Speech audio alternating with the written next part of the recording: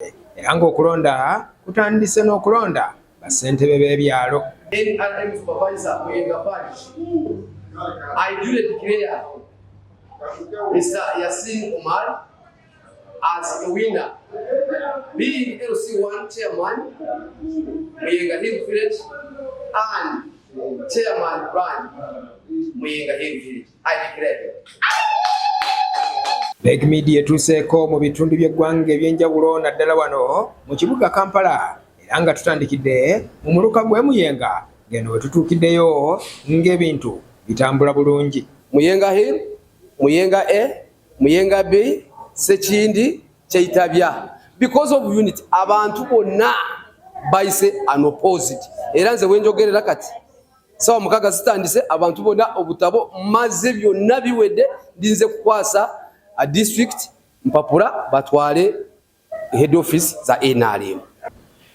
Okusinziira ku ssentebe wa NRM ow'omuluka gwe Muyenga Yasin Omar era nga ye ssentebe w'ekyalo kya Muyenga Hill, okulonda ewaabwe kubadde kwangu nnyo kubanga abakulembeze bonna babaddeko bazzeeko oluvannyuma lw'okubulwawo ababavuganya. Mu exercise y'okulonda committee structure ya NRM ne flag bearer twajuza nomination form era tubadde tuzze leero tetumanyi oba waliwo yeesimbye mulala ne ku mukisa mulungi nayise unopposed era nfunye ne DR form yange. Kitegeeza enkola yaffe eringa injini y'emmotoka, fulaga zikyayokya bulungi. Omuluka gwe Muyenga gukolwa ebyalo bitaano nga kuno kuliko ekyalo ekiyitibwa Sekindi kye bayita Muyenga A, Muyenga B ne Muyenga Hill. Abamu ku balondeddwa be twogeddeko nabo basiimye Pulezidenti Museveni olw'okukkiriza okulonda kuno okubeerawo nga bagamba nti kigenda kuyamba ekibiina okugenda maaso kubanga abakulembeze abasinga babadde bakaddiye nga tebakyakola mirimu gya kibiina.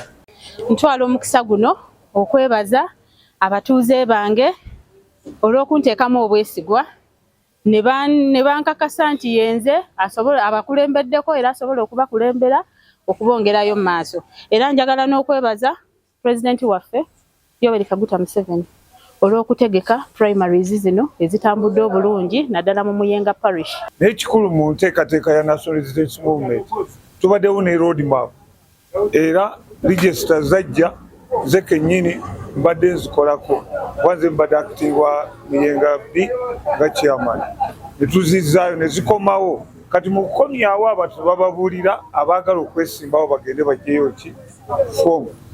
Twalangirira abantu bonna abalina obwagazi bajje balage interest yaabwe mufu ebaagala era ffe ne tujja era ne tumanya nti waliyo ne bannaffe oba osanga bazze ne bakola ki ne balaga interest naye bwagenza okutya olwaleero nga batugamba Muyenga A lwa unopposed.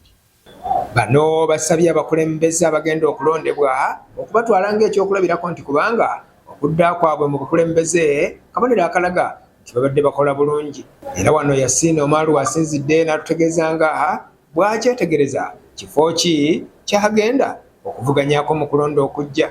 Obukulembeze anti tukyapima tulabe amaanyi. Si kirungi okujja mu kifo nga tolina chance y'okuwangula.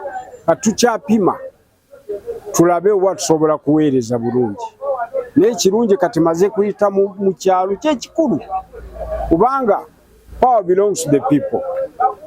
Wano wansingira byonna ebyo by'oyogedde ssebo. Kinajjukirwa nti Yasin y'omu ku basajja bannakibiina kya NRM abateerya ntama abatatya kwogera kibaluma ne bwe kiba kikwata ku kibiina mwe bava.